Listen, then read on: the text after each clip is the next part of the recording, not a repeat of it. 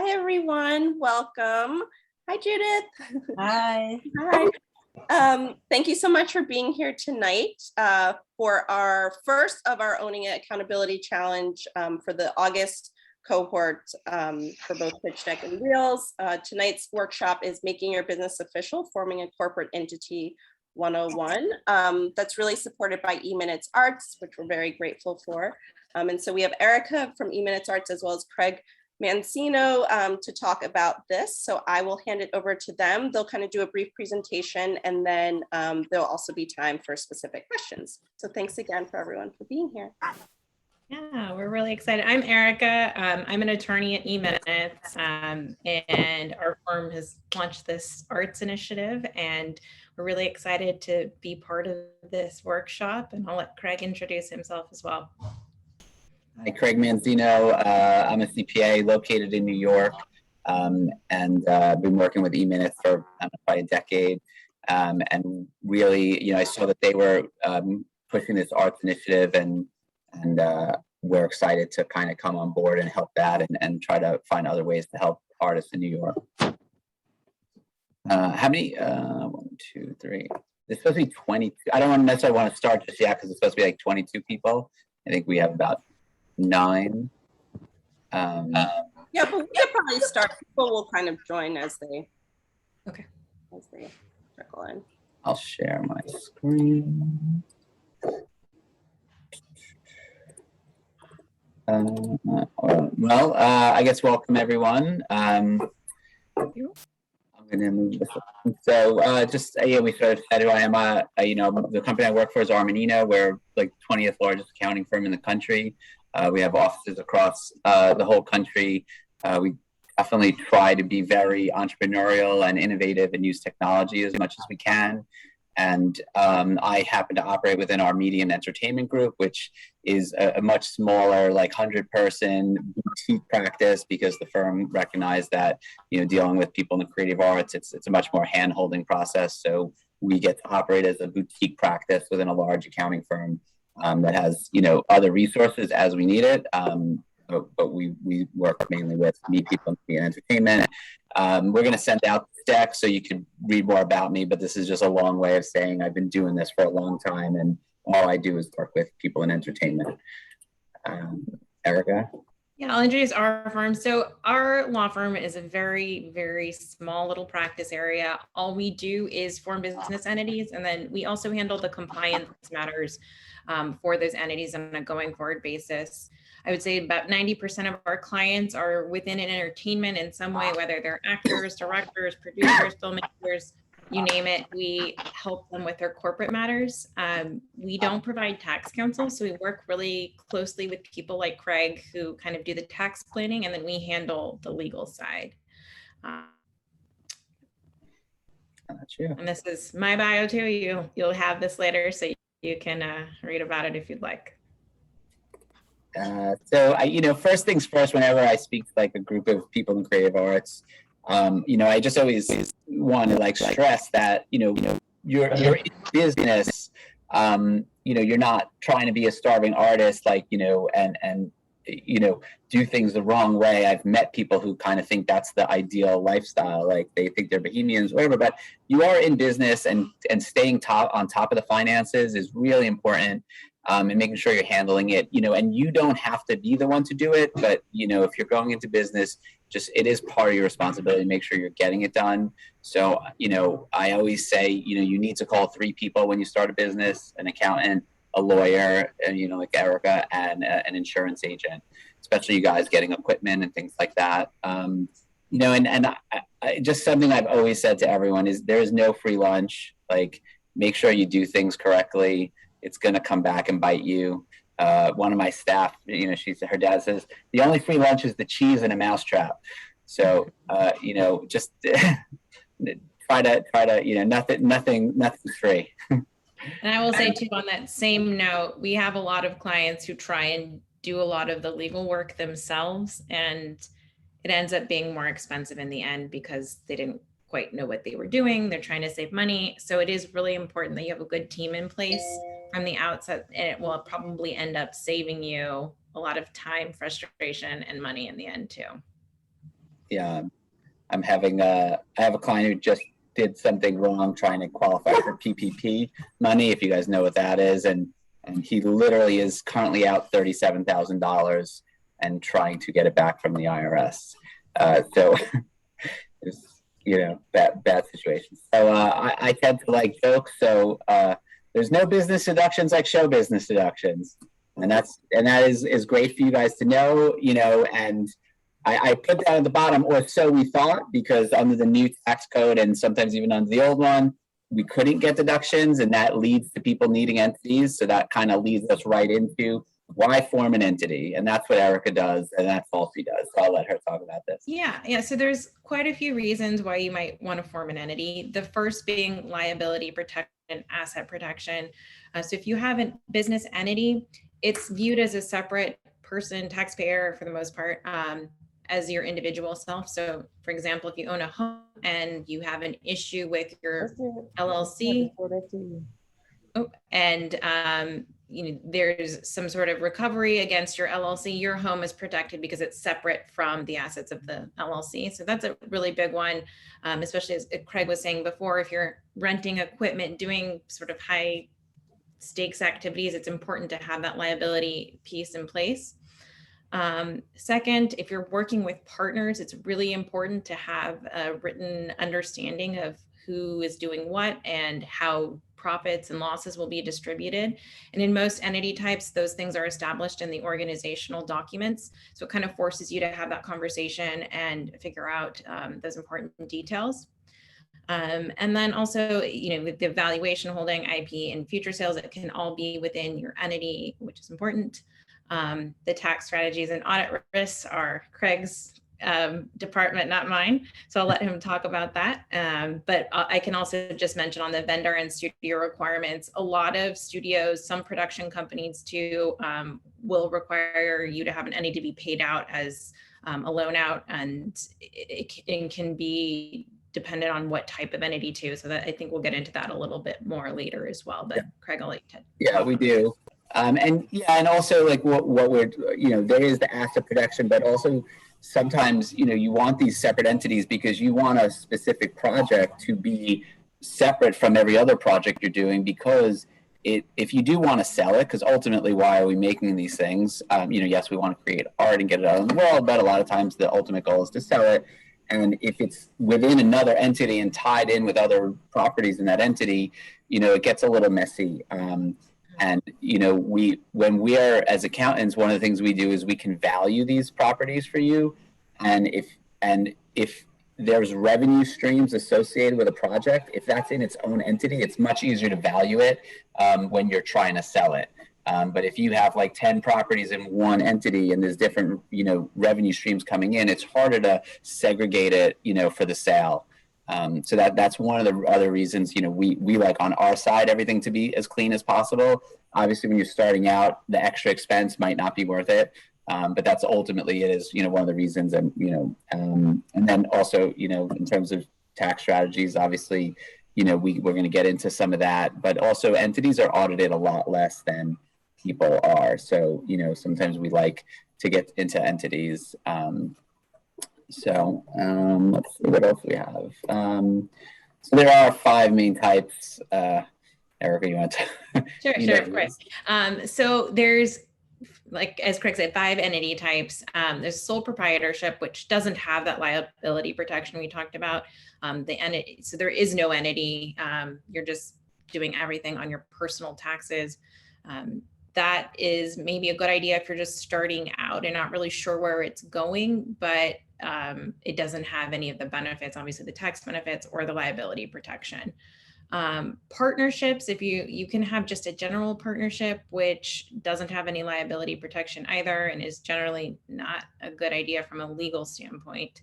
But you can have an LP, and LLP is probably not going to apply to any of your activities just because it's for professional activities, like lawyers, doctors, etc. But with all kinds of partnerships, you have to have at least 2 parties involved. And the one thing I want to say, I drew a line right there because those 2 entities at the top, they exist automatically. As soon as you go into business for yourself, you're a sole proprietor. And as soon as you go into business with another person, you are a partnership under New York, in New York. That's how you're viewed. So that's sort of, those happen no matter what, once you start doing business, you know, and then the next ones, you know, are ones where you actually are forming something, which is a specialty. Yeah. So there's two kinds of corporations. When you form a corporation initially, all corporations are C corporations. And what that means is there's obviously a different tax return that needs to be filed, but there's a corporate tax federally, and then you're taxed on any distributions to the owners of the company or the shareholders.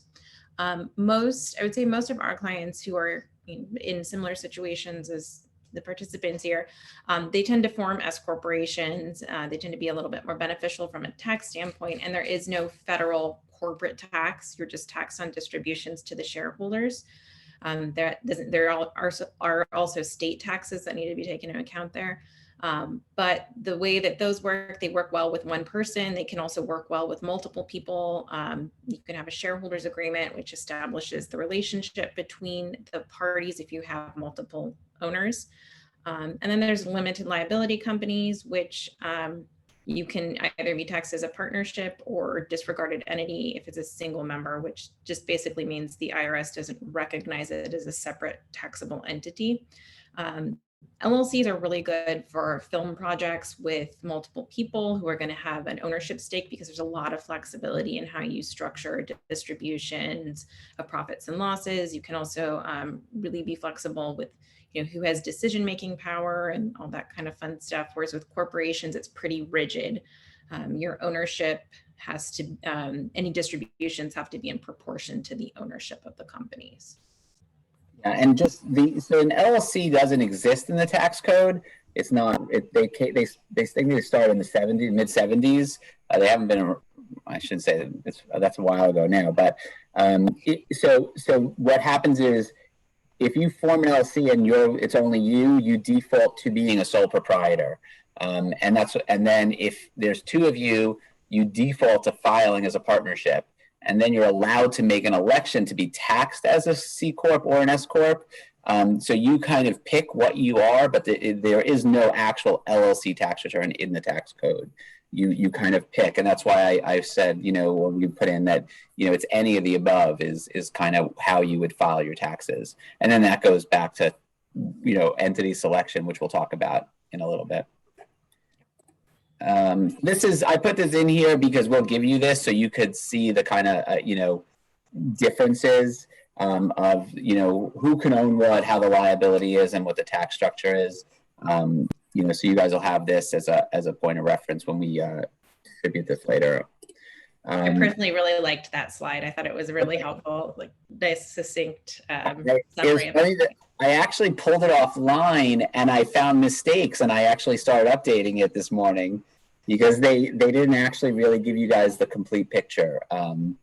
And as we get into questions, and you guys we can kind of get into some of them, but there are a lot of different ways people get taxed depending on the entities. But so what really here is we want to talk about forming an entity, and why, when, and how it happens. I think, and it goes back to the beginning slide, but it really is. You get to that point where you're about to start doing something and you have to say, should I use an entity, and then you have to pick an entity. And that's usually a conversation with a lawyer and an accountant. There's the legal protection. And then in our business, a lot of times it is just a tax strategy, depending on who you are. So it's really a combination of both of us. And then you bring in the insurance person, because while the asset protection, the liability protection is there, you still don't want to necessarily lose your business. Your home is protected, your personal assets might be protected, but you'd rather that you could stay in business if you ran into an issue, and that's where the insurance will come in.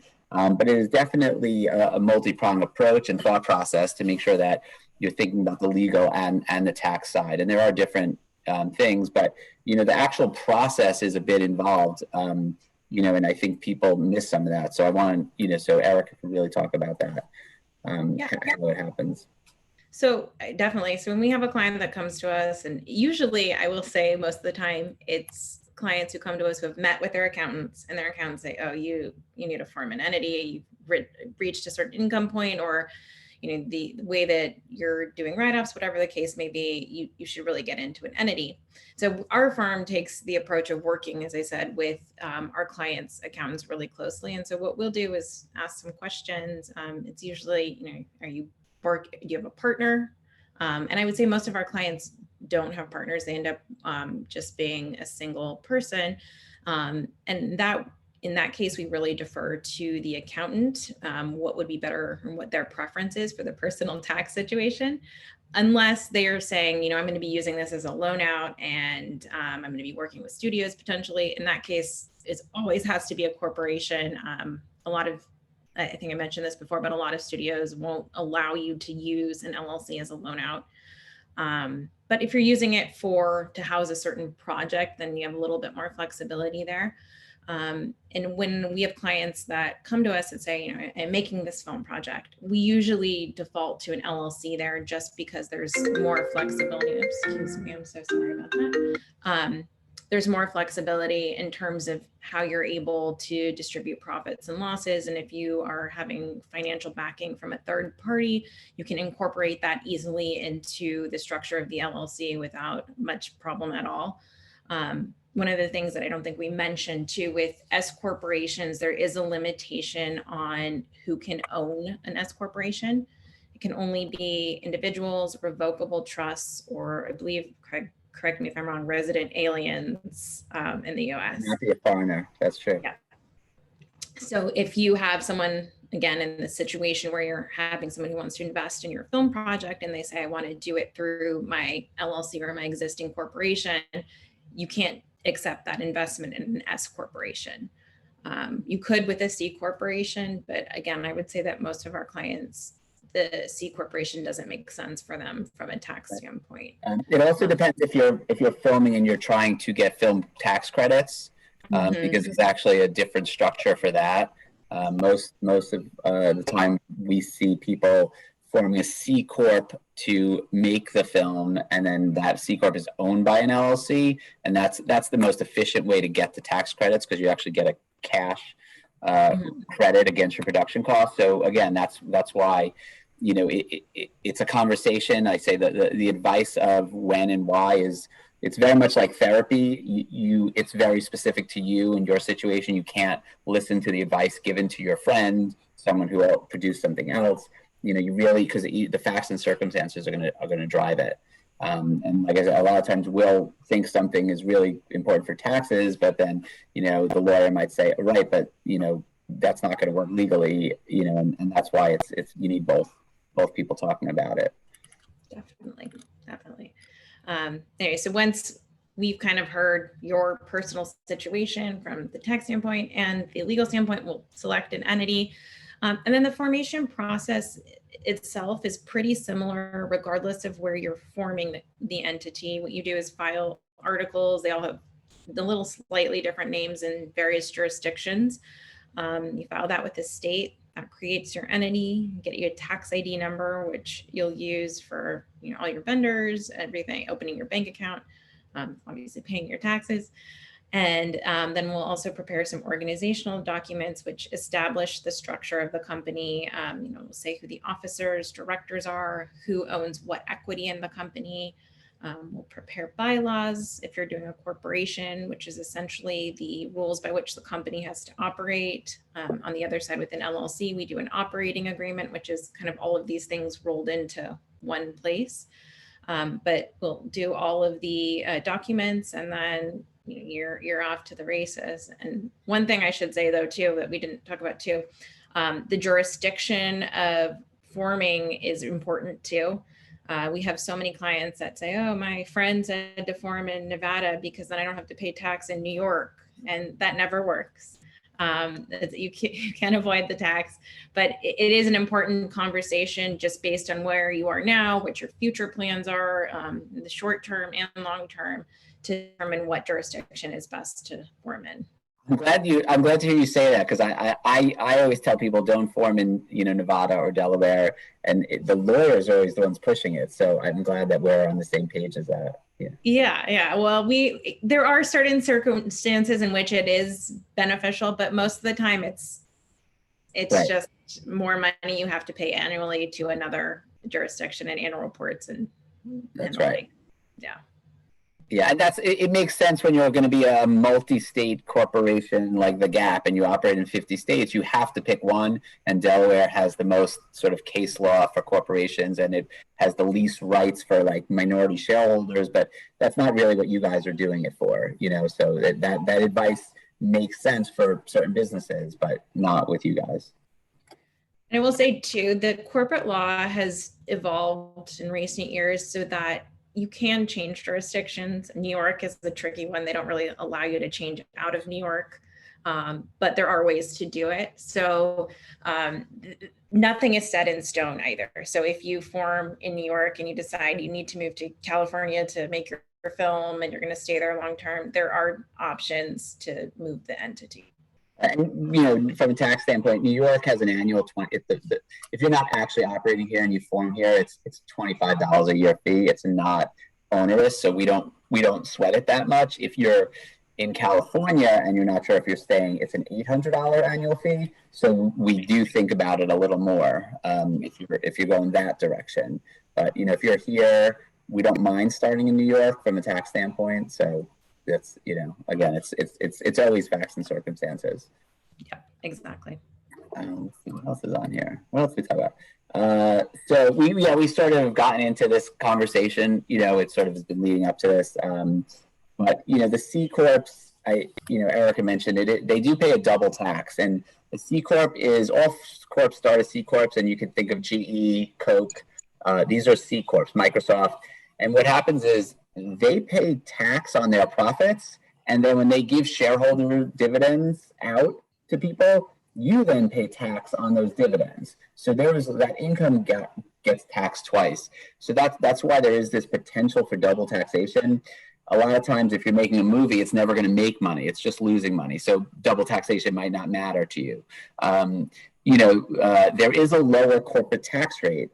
So sometimes if you're a type of business where maybe there'll be profits, but it's actually the money's going to stay in the business, so in that case, there's only going to be one tax, and it is a much lower tax rate than your individual rate. Right now it's capped at 21%, and the individual rate's 39%. So there is a strategy currently where you might use a C corp. The other things with C corp is you can use fiscal years, which that means is you don't have to end on December 31st. And if you have a tax year that straddles the calendar year, there's some strategies that we could play around with in terms of shifting income between different personal tax years. So there's some in that. And what I wrote there was there's limited flexibility in ownership, in the sense that you can have different deals with different people, but you'd actually have to have different classes of stock. But in general, as Erika said, like, you have to do everything pro rata. So if I'm a 10% owner, I'm a 10% owner. There's not much flexibility, but you can issue like two classes of stock, but that's complicated. So, and then these S corps don't have corporate tax. Everything flows through the owners, which is nice because, if there's a loss, it's nice, and that's what happens at a lot of film productions, a loss, and you want that loss to flow through. But if there is a profit, it doesn't get taxed twice, but it could, if you're someone in the very high tax bracket, like an investor might be. They don't want this stuff flowing through because it's going to get taxed at the highest rate. There is a new law on which it came under the Trump administration, and we don't know how long those will stay. But they did do this new rule where whatever does flow through, there is a deduction. You only pay tax actually on 80% of that profit, not all of it. And that was meant to sort of account for the fact that the corporate tax rate is lower than the S corp rate. So they added that in. And the S corp, there is no flexibility in ownership. So there can only be 100 people. Like Erika said, you have to be a U.S. citizen, a U.S. taxpayer. And if you are 10%, you are 10%. and you actually run the risk if you distribute money to one person and not another, you actually blow up the that status. So it's really it's very inflexible. And then the LLCs, like we mentioned, they don't exist in the tax code. You know, if you're a loan out, studios will not accept LLCs. You have to have a corp. But for you guys, if you're producing your own material, it's not a studio issue. It's more when they're hiring you for work, if you were like a writer for hire by a studio. But if you're making your own movies, they do have that super flexibility in terms of the distributions, the ownership, the profits, the losses, all are controlled by what Erika puts in your document. So one person could put up all the money, but only get 10% of the profits. The other person could get 90% of the profits, put up no money, but maybe owns 50%. You could do whatever you want. The document controls it. And that's why for movies, production and filmmaking, that's usually what we're seeing people do. The one downside is we said if there's only one owner, you don't exist in the tax code. You file on your Schedule C, which is your personal tax return. So if you have $1 million budget, we don't love $1 million budget on your personal tax return. There's a lot. That's a lot of income and expenses to put on a personal return in terms of audit risk and some exposure. So we don't love it in that sense. But we will use them a lot in your business. Yeah. Anything you want to add to that, Erika? Sorry. No, I mean, the only thing is I do think just based on what he has told us about all your projects, LLCs will probably be the entity of choice for you. But again, it's going to depend a lot on your personal situation. Let's see what else we got here. So this kind of ties in with that big slide that we were showing you guys in the beginning. But whoa, hold on, don't want to do that. But we do want to keep in mind, and people have specific questions you could ask. But there is income tax, which is what we've been talking about so far. But there's also estimated taxes, which is maybe some of you are used to paying, which is if you are all freelance, you do have to pay money every quarter. There's also self-employment taxes, which is when you work at a job, they take out Social Security and Medicare from your paycheck. But when you are in an LLC or freelancing, you are going to pay your own Social Security and Medicare taxes, which is another 15 point, depending on what you're making, 15%. So there's like income tax plus another 15%. So depending on what entity you use, we can manage that. And that's sometimes why we have S Corps, because we could actually reduce the amount of self-employment tax. There's also employment taxes. So, which is, if you're in an LLC, everything is a self-employment tax for you if you're one of the general partners or the owners. When we're in S Corps and C Corps, you actually put yourself on payroll. So, and you have to pay yourself on a W-2 as an owner providing services. So you'll wind up picking up payroll taxes, which is essentially the same as self-employment tax, but it's just on a different side. And then Erika mentioned, while there is no S Corp tax and LLC tax at the federal level, there could be state things. And there are a lot of states that have excise taxes. LA has its own, California does, but LA City, even if you're operating, has its own excise tax. New York City has its own tax on income. And a lot of these places are actually, it's a gross income tax. Like LA City, it's actually on the gross income. Hawaii, it's on the gross income. If you guys want to film in Hawaii, and everyone wants to film in Hawaii, why wouldn't you, right? So there's a lot of state and local things that could come into play, and that might affect how you're filming. And if you're going after film credits, you really got to be aware of these things, because you might live in New York, but you might decide you want to film in Atlanta or Michigan, where you can get a credit. And these days, that's a big way to get funding, because a lot of people, if they can get the credit to cover the production costs, you're basically showing your investors that they'll get their money back immediately off the credits. So you essentially, the credit is a big driver, and you could actually go to banks and get a loan off of the credits. So what state you're in, it might not be New York. And then, there's a lot of state and local things to consider. And there are downsides to incorporating and forming entities. There's bookkeeping, there's payroll and payroll returns, and there's corporate tax returns or partnership tax returns. And then there's, a big part of what Erika does is this multi-state compliance, because you basically have to register in every state that you operate in. And Erika, I don't know, you want to talk about some of those registered agent issues? Yeah, so there's a few things that you have to do.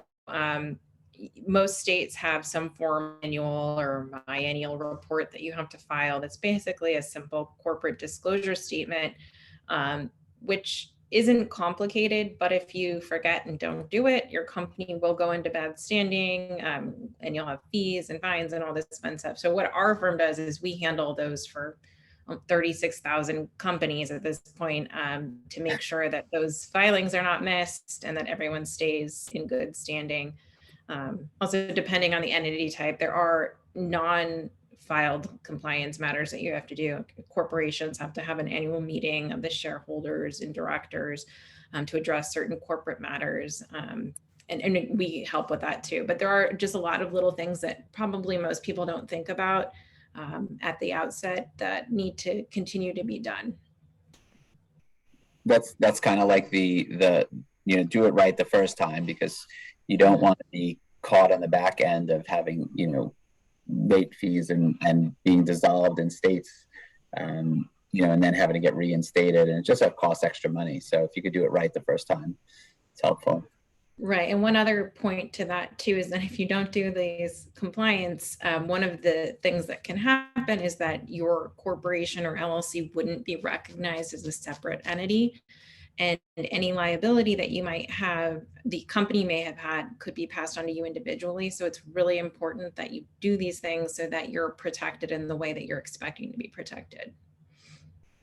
Yeah. And the first thing we said, which is like, you have to treat it like a business. It's true. And if you do get into a situation where someone's suing you, the first thing the opposing counsel is going to do is going to show that you didn't really treat this like a separate entity from you, and you used it as your personal bank account, and you paid for groceries from it, and you didn't actually do the filings and keep minutes. And what they're going to try to show the court is that this wasn't a separate entity from you. It's not, you don't deserve the protections. And I'm giving legal advice, which I'm not willing to do.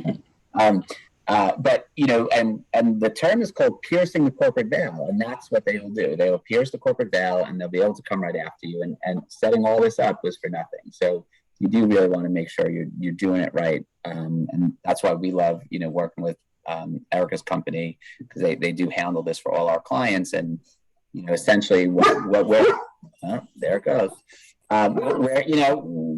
We try to be in the peace of mind business, Eric and I, and let our clients focus on being creative and doing their work, knowing that we have the back end covered.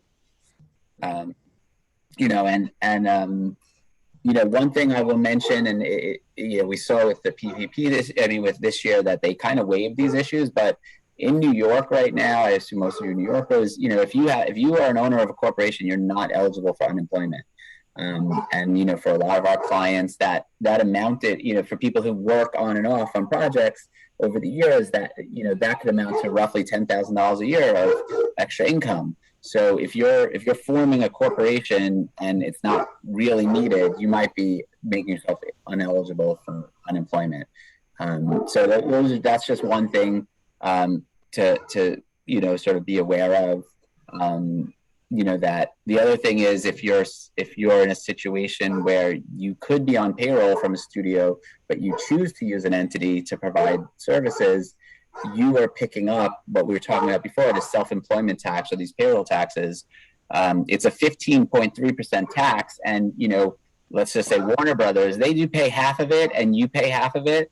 But if you are deciding to use an entity, you're going to pay all of it. And this is specifically if you're kind of working to work for hire as a writer, producer, or performer.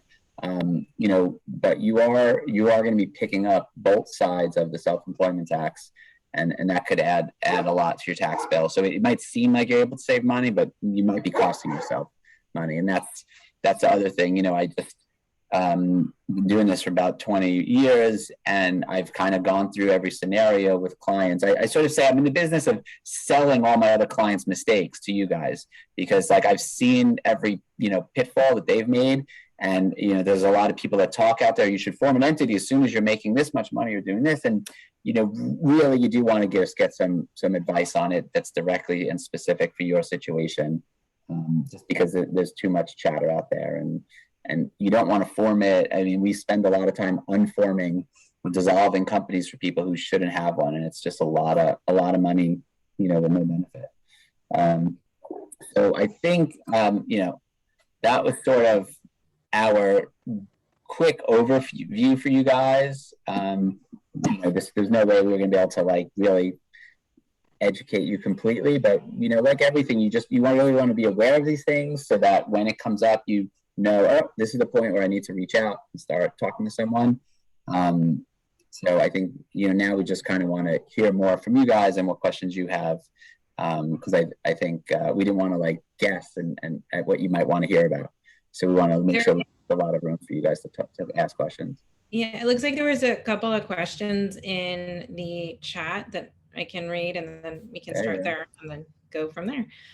It looks like the first one was, could you talk about forming your own 501c3 versus a fiscal sponsorship? Our firm doesn't do any nonprofit work, so I can't really speak to that. I do have a wonderful referral for a nonprofit attorney. If anybody would like that, you can just reach out to me, but we don't do any of that work because it is very different from the for-profit world. And Craig, I don't know if you have insight there. Yes, I don't deal with nonprofits either because we like to have profits. But no, so I did put this up, and I thought about putting a little asterisk, but I'm not so great at PowerPoint. But right, there are other types of corps, and one is a not-for-profit, and the other one is a B Corp, which is what our company is.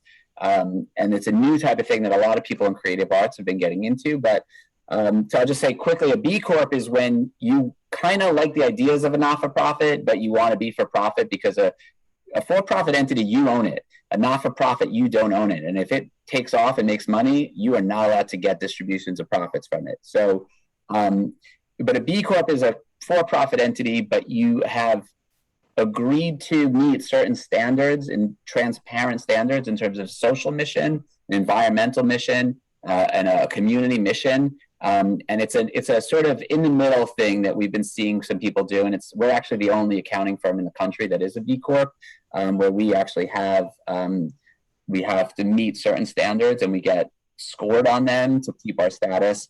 But it's a nice way if you're going after investors to say, yes, this is for profit, but please know that we also have a social mission that is just as important. And when you're investing in our business, you have to take that into account. But the other one is when you form a not-for-profit, it is formed as a C Corp, and then you apply to be granted a not-for-profit status.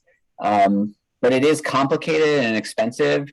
So, and then once you have a not-for-profit, you have to have a board of directors separate from you, and you have a lot of reporting requirements in terms of sending out letters and thanking people for every donation. So we do recommend that when you're starting, you use a fiscal sponsor like the Field or Fractured Atlas.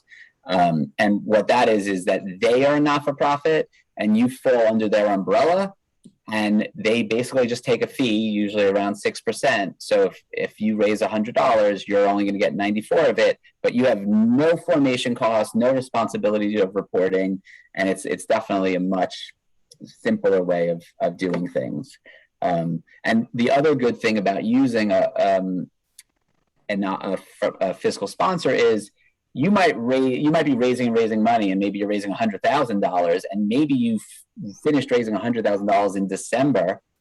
If you're on your own, that's taxable in the year you earned it, but you haven't made your project yet, and the expenses are coming in the next year. And what's nice with the fiscal sponsors is they'll hold that money for you and only report it to you as you draw it down. So if you're not going to start filming until January, you just don't touch the money. And that allows you to time your income and your expenses at the same year so that those are matched up. All right, I'll read the next question. You suggested that we have an LLC form a C Corp for a film under the LLC.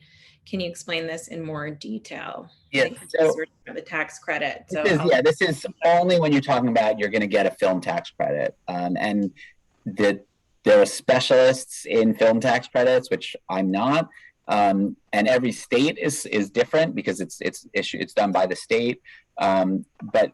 But usually what we see is that the actual film itself, the production entity that puts everyone on payroll and rents the equipment and is a C Corp. And that what that allows is that the C Corp can actually get the money back from the IRS, or the states for the film credit to offset production. But the person that owns the C Corp, the shares, is owned by an LLC, and then all the investors put their money into an LLC. So it's like, so basically, like everyone invests in an LLC up here, and then the LLC actually owns the C Corp, and the C Corp makes the movie, and that keeps you very separate from it. But that's sort of that structure that we see. But that's again only in film credits. You could do the film in the LLC, but what happens is the credit then, instead of being a cash refund, the credit flows through to each of you as the shareholder. So let's say the credit was $100,000, and I own 50% of the entity. I would get a personal credit of $50,000. It flows through to me, and then I have to deal with it on my personal taxes. And maybe I don't have enough income to, use that credit. So that's why when we do it in the C Corp, it's actually like a cash refund. So we like it up there, and it's super complicated. So like I don't want to, but. Right. So we'll move to the next question. Do you both work with clients outside of the states you're in? My firm, yes, we work with clients in all 50 states. So all 50. All right. Next one, is there a maximum amount that is allowed to be raised through fiscal sponsorship? No, I mean, it's up to each fiscal sponsor, but typically there's not a limit, but you actually, the more you're raising, the better deal you can make with them. We recently were working with, it was sort of like a food kitchen that Black Lives Matter tweeted about. And next thing you know, they got like $1 million in donations. And we were actually able to negotiate a better rate with the fiscal sponsor because they didn't deserve 6% of $1 million for like letting us use their company. So there's no, I mean, the limit would be set by each organization. If you're up to something like $1 million, that's, and you think you're going to get $1 million every year, you probably get your own 501c3 because you don't need to pay them 6% of that. At that point, you could hire someone. But in the beginning, you definitely, I like starting with it. But yeah, there's no limit. And even sometimes if you do a big fundraiser, you could I'm on the board of 2 theater companies, and we actually are our own 501c3, but I've used fiscal sponsors for certain projects where we knew there was just going to be a ton of donation letters. So we actually, just for that project, we used a fiscal sponsor, but we actually have our own 501c3. So it's just sort of, you can also kind of go in and out of it and be flexible. Great. Well, there aren't any other questions. Does anybody want to ask a question? We're happy to answer. Oh, here's one. Okay, so my LLC is out of Maryland. What might I be liable for if I shoot some of the film in another state? So Erika started out talking that entities are separate from, I don't know if you're a single member LLC, but all of us, if we're all US citizens, we can work in all 50 states, right? We're allowed to move and work wherever we want. The way I frame it is, if you picture the Gap, okay, the clothing store, they started out in California, and then maybe their next store was in New York, but the Gap couldn't show up in New York State and just start operating, because the Gap is employing people in the state, they're selling things to people in the state, they have a physical presence. So the Gap has to go, and this is what you guys have to do. You're supposed to go to the Secretary of State in every single state that you're going to operate in, and tell the Secretary of State, hey, I'm in your state doing business, I'm employing people in your state. And you have to go to the Department of Labor in each state, because you are employing people in that state. So, so when you were the Gap, you showed up in New York, you went to the Secretary of State and registered to be a business here. You go to the Department of Labor, you have to go to the Department of Taxation. So technically, once you have an entity, your ability to move through the country is really complicated. And that's one of the downsides, we mentioned, is that, there's state compliance in each state. And each state has their own laws on what constitutes doing business. So thanks. Sorry, Eric, did I steal that from you? Well, no, so we do this a lot because a lot of our clients have their entities formed in their home jurisdiction, and then they may go film a project in, say in Georgia. Georgia's been a popular one recently. And so you need to register with the Secretary of State, which that in of itself isn't hard, but then that subjects you to tax in that state, having to file the compliance in that state. Likewise, it's important to do in that if you ever have any sort of issue, maybe you have an issue with one of your vendors, you're not able to bring or defend a lawsuit in that jurisdiction unless you're registered with the Secretary of State. So on the legal side, that is important. Likewise, if you have employees and they're going to be running payroll, most payroll companies are going to require some sort of proof that your company is registered with the Secretary of State in that jurisdiction. And again, this sort of goes back to the same thing that we've had this whole time, is if you do it correctly, it's probably better than saying, I'll do it later, or I might not do it. It's better to do it if you're actually doing business there, because you're going to save yourself a lot of headaches later down the road. Right. And it's, Maryland, you mentioned Maryland, if you went over to, let's just say Delaware, I mean, maybe you shoot for a day, no one knows, it's fine. But, right, if one of your actors gets hurt, now they're going to go to the hospital while working for you in a state that you're not doing business in, and you don't have workers' comp in. And, that's where the sort of, it goes downhill quickly. But it is expensive to do everything correctly. So you have to kind of know that going in. And that's why a lot of times, working with an experienced, producer on your budget and things, I have a client who's doing a tour, and, her producer did the tour and then showed it to me. And I was like, you omitted workers' comp insurance. They omitted insurance, which turned out to be, like $11,000 figure. And, that's a big number on a budget. If you have a $150,000 budget, I saw someone throw that amount up there. I mean, that's almost 10% of your budget, 8% of your budget you just missed. Forget about, the other things you forgot about. So, those it is expensive to do it right, and you want to make sure that someone that has experience with these things is doing your budget with you, so that these things don't get missed, or you account for them. A lot of people forget to account for the legal and accounting fees. And it's, I saw some, what should it cost? It's, everyone says, I know I have to pay, my editor, but you got to pay the lawyer too. So, the more you could build these things up front, the better, more ahead of the game you'll be. You can't go, what else is in there? My God, tiny low budget firms, what should we expect to pay per year for LLC? Hard to say, just because I don't know if you have 20 LLCs, you issue a K1 to every single member. So, some people have 100 investors, some people have just 2. So there's that complication. It also depends on the state of your books. And that was one of the downsides I mentioned. Like, once you have an entity and you're filing a tax return, you actually have to have a set of books. And, like Erika said, you don't want to risk your company being the courts coming through your company. So not keeping a set of books, not reconciling your bank accounts every month, that just shows that you didn't operate it as a business. So if you have a clean set of books, it's not that hard. Maybe, you're talking about a few $1,000s. If everything's a mess and someone has to recreate what you guys did, well, then it could be, a lot more than that. So there is a bookkeeping aspect to it that you can't ignore. And also you want to be kind of know about what you're responsible for, because if you show up and you want to get your taxes done and you've paid out $100,000 in 1099s to editors and filmers, and you don't have any W-9s from these people or social security numbers, and you can't issue 1099s to these people, well, the IRS would deny the expense. So you really want to make sure you're doing all these things correctly ahead of time, like proactively, because once the year is over, if you haven't done it right and you show up to your accountant after the year, there's nothing we can do. Right now, we're just historians and we can only kind of deal with it after the fact, but if you talk to someone ahead of time and you're proactive, you can do things correctly and save yourself a lot of headaches. You can't go from an S corp to an LLC. You can only go the other way.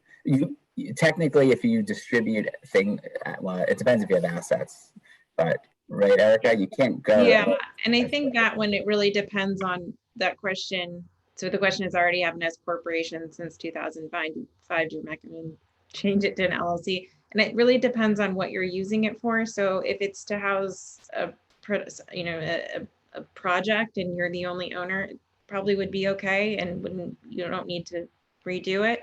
But again, like we were talking, if you're going to have investors and those investors want to invest in a way other than through their individual selves, you couldn't do it through that S corporation.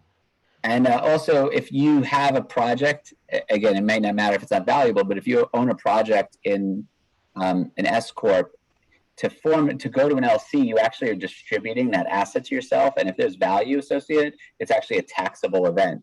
Kind of like if I had a restaurant and I closed it and I took all the furniture out of it, like that, I actually took all that furniture and that would be taxable to me. It's the same thing. If you own a project that has some value attached to it and you pulled it out and put it in an LLC, and that's what you'd be doing by converting, you technically created a taxable event. But if you go LLC to S corp, you don't have that problem, which is why a lot of people do form LLCs first, because you could then change what you are. But once you go corp, you're kind of stuck. Okay. What else?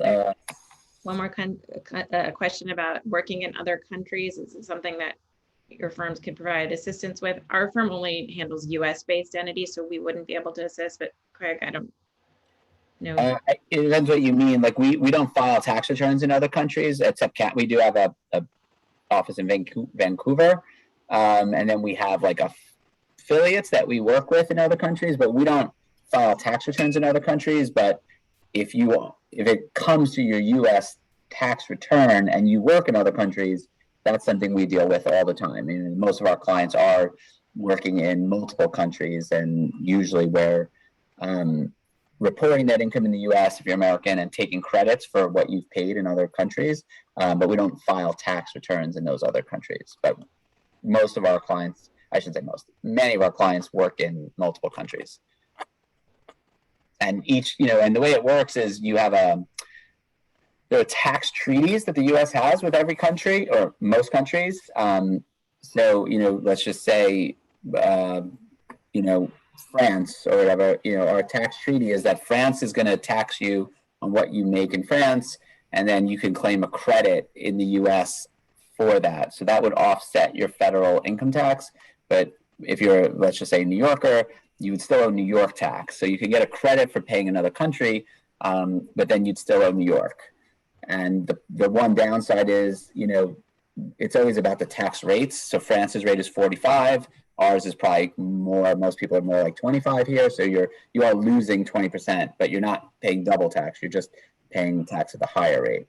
And then if you talk about Canada, where a lot of people might work, if you're in filming, there's a 23% withholding, which is close to the US rate. So you just get a credit in the US for that tax that you paid in Canada. And you don't have to file there. If you do live things in Canada, it's a different story, but that's sort of beyond the scope. But we can talk about it if people want. Yeah, there's no other questions. Does anyone else have anything before we wrap it up? Oh, hey, Kia. Well, thank you so much. I learned a lot. I mean, this is really, really helpful. So yeah, everyone here, you will get a recording of this, and we will be able to share the deck as well. So thank you again to Craig and Erika, and hope everyone has a nice night. Thank you. Thank you. It was great to see you all. All right, take care.